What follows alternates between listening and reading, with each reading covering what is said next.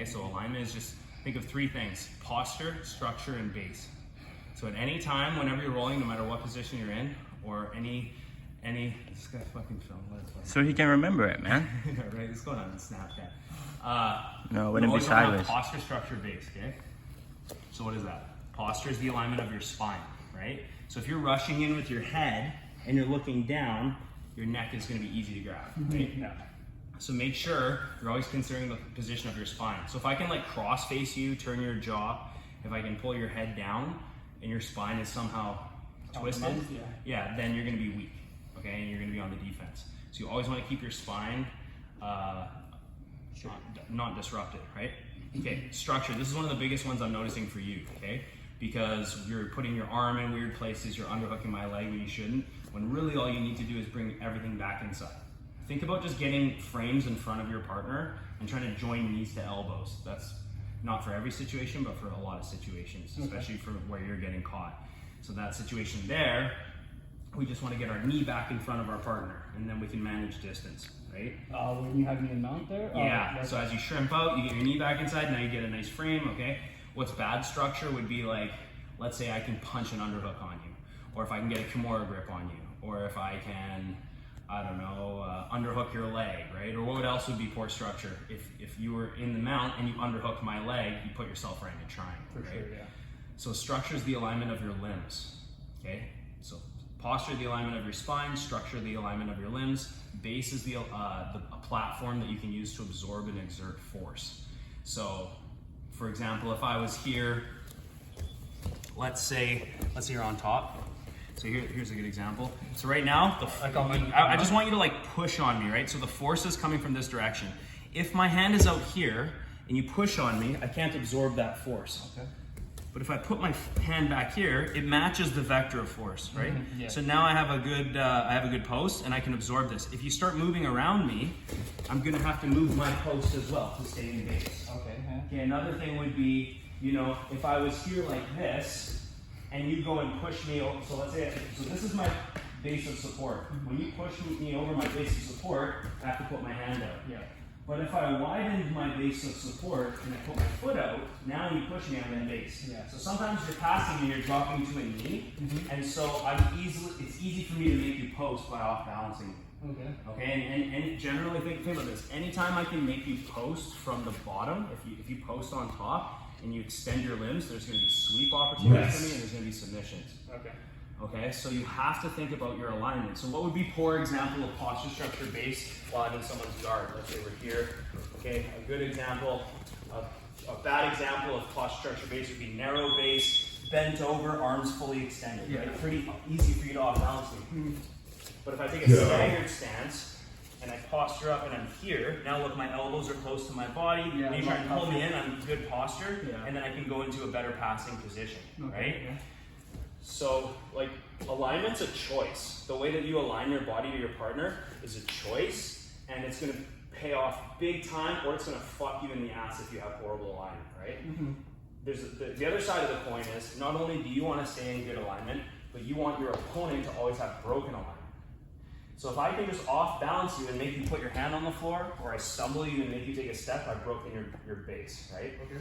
If I can tie up a limb with a 2-on-1, or if I can get an inside underhook or something like that, then I'm going to break your structure. Or like another example would be, let's say I'm here in half guard and you start framing, right? So like, I obviously want to get an underhook, but I just can't, right? I want to get here, I can't. One thing I could do is I could take my elbow and just put it inside, and now look, I dominate the inside position. So when I put weight forward, and you try and frame, you don't have that frame anymore. You can't really govern distance anymore, right? And I can take a cross face and I can get closer to my goal of getting chest to chest. So here, when you try and use this arm, you can't. The only place you can bring that arm is over top, and then you convert it to an underhook, right?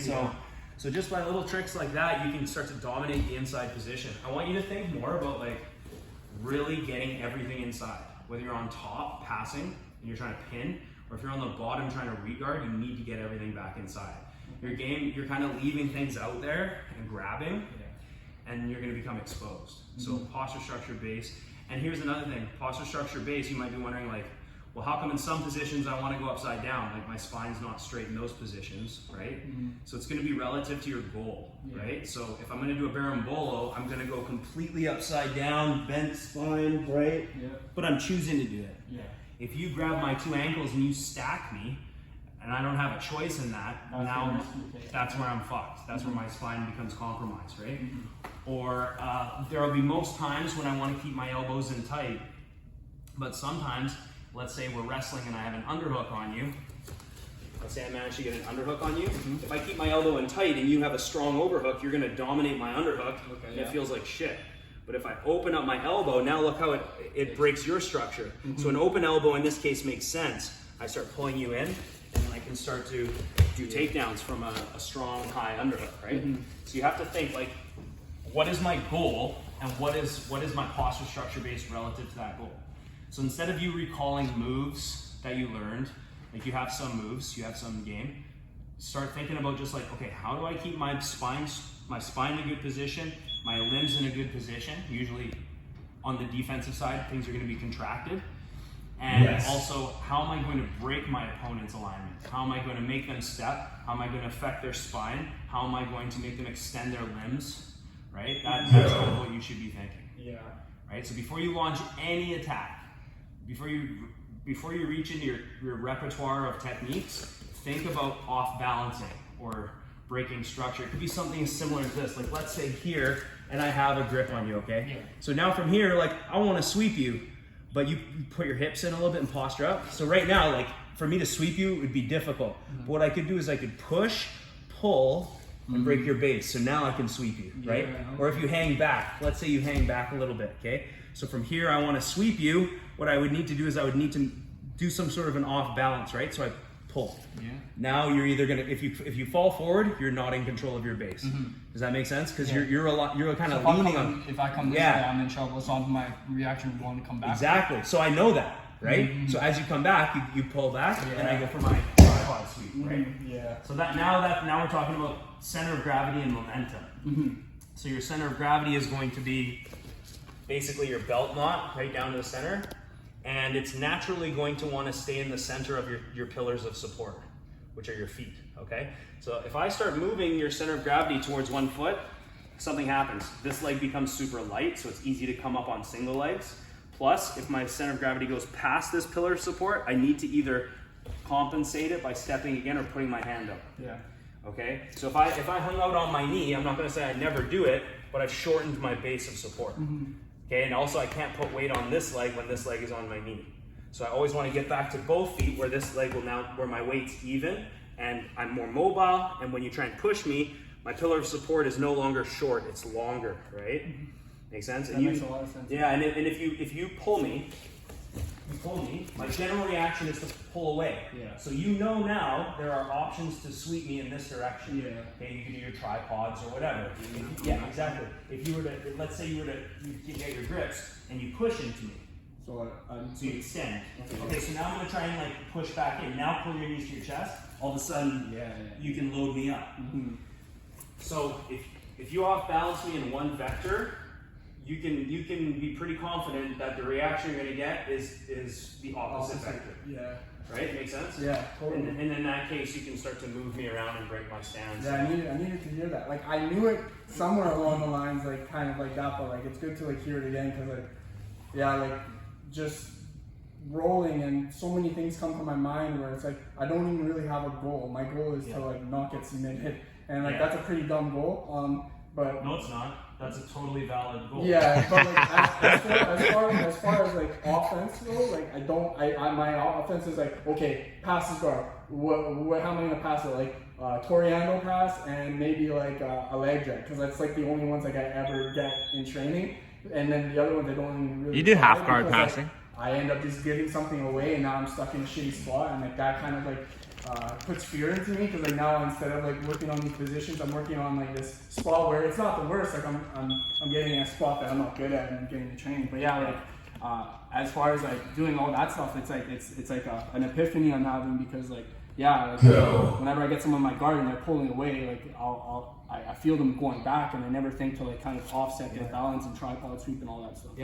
And sometimes when you're looking to off balance, it's just a simple like I'm not like kick me as hard as I can, but more just like I just want them to feel uneasy, and then when I feel that breakthrough, I can elevate them or I can tripod them backwards or whatever, right?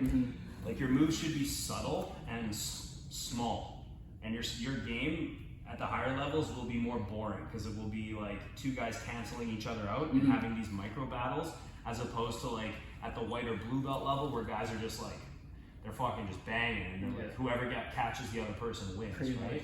So when you're rolling, just think about like, okay, I just need to keep my posture structure base in check, and then when you can get into an offensive cycle, think, okay, like how am I going to affect your spine? How am I going to get an underhook? How am I going to whatever it is, right? And if you start getting off balance on top, just think, okay, like if I get off balance, I need to post, right? Yeah. Make sense? So like in a nutshell, that's kind of everything that we do reverts back to that. It's like the foundation of like everything. That's right. The Holy Trinity. You're gonna need your moves too, right? Like you need your techniques as well, but you need to have a context as to like how to prevent them happening to you and when you can employ them on your opponent. Yeah, right? No, for sure. If you're trying to do a technique on someone who's in full alignment, you're probably gonna get countered. So if you get countered a lot, like if you throw up an armbar and you get passed, that's why that's happening. Is because you're attacking someone in full alignment. You have to break their posture in order to go for it, right? Yeah, make them post their hand or break their stance or whatever, right? Yeah.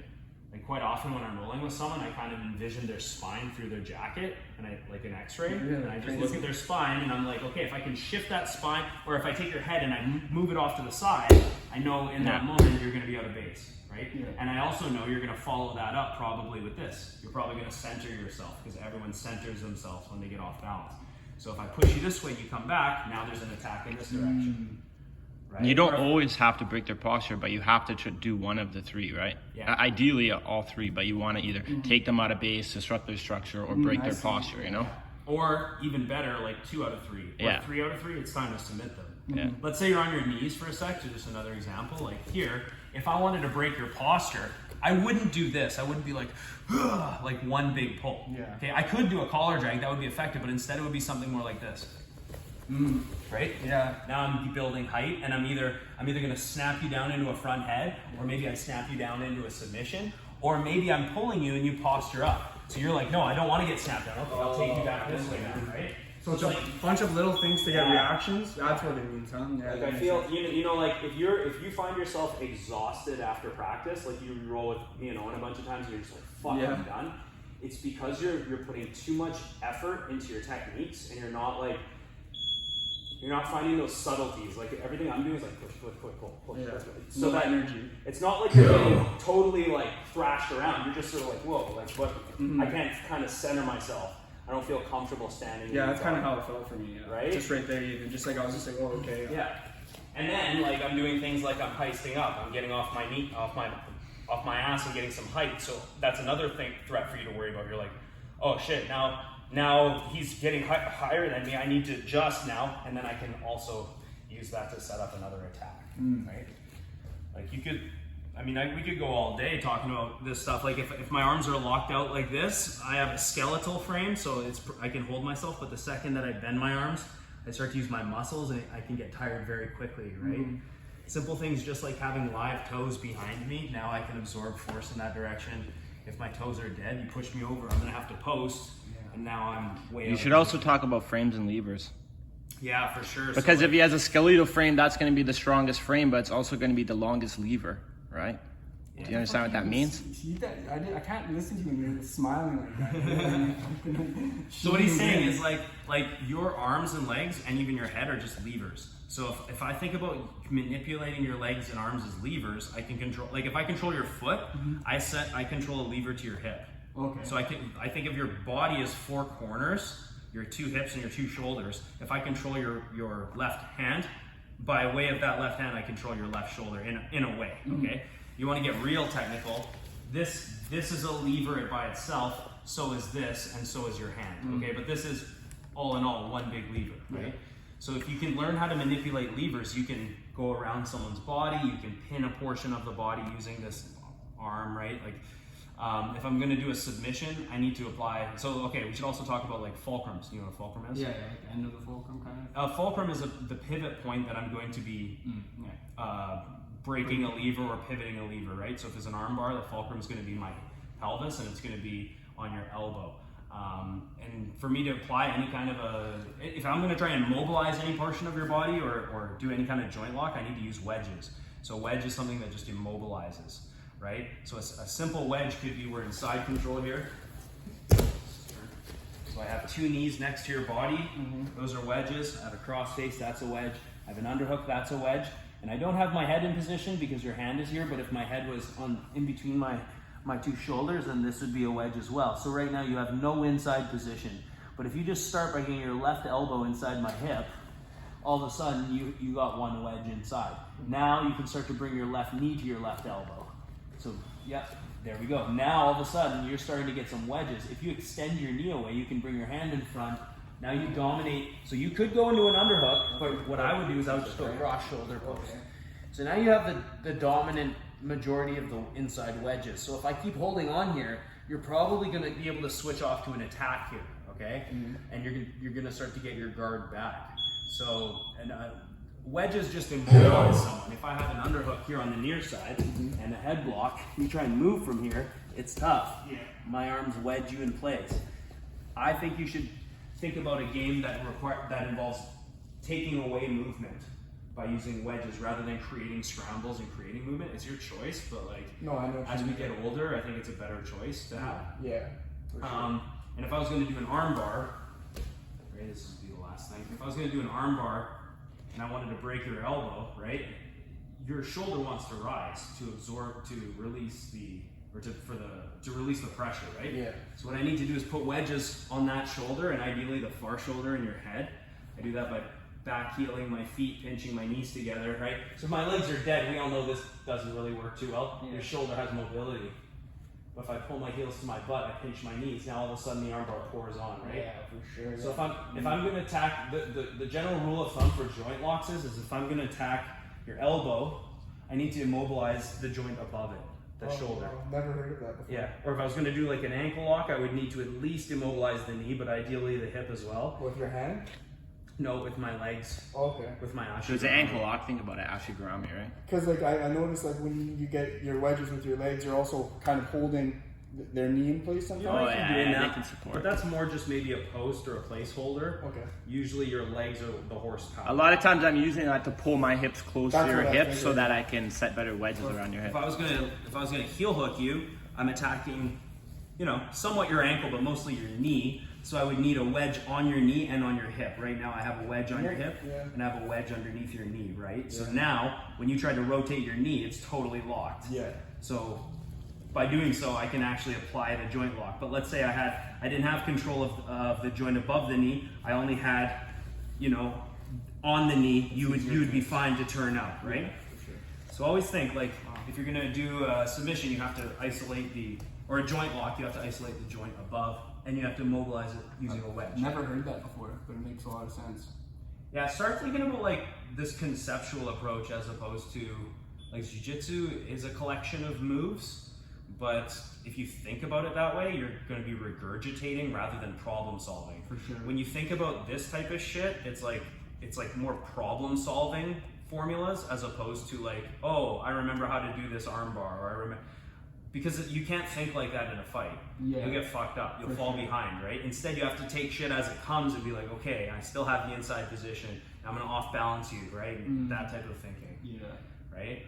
Make sense? So it makes a lot of 10 seconds remaining. I was like, so much info. I'm happy that you. See? filmed Good thing I this. started filming, right? I'm gonna keep watching this. That's insane because like there's so many things that like you told me, and like if we roll again, like I'm probably gonna not do. Why a you bunch take? of Why you them, take? even though I just You're heard done. them. You're done. I got to get out of here, yeah. Fuck. Oh, okay. You guys can stay. All right, that's it.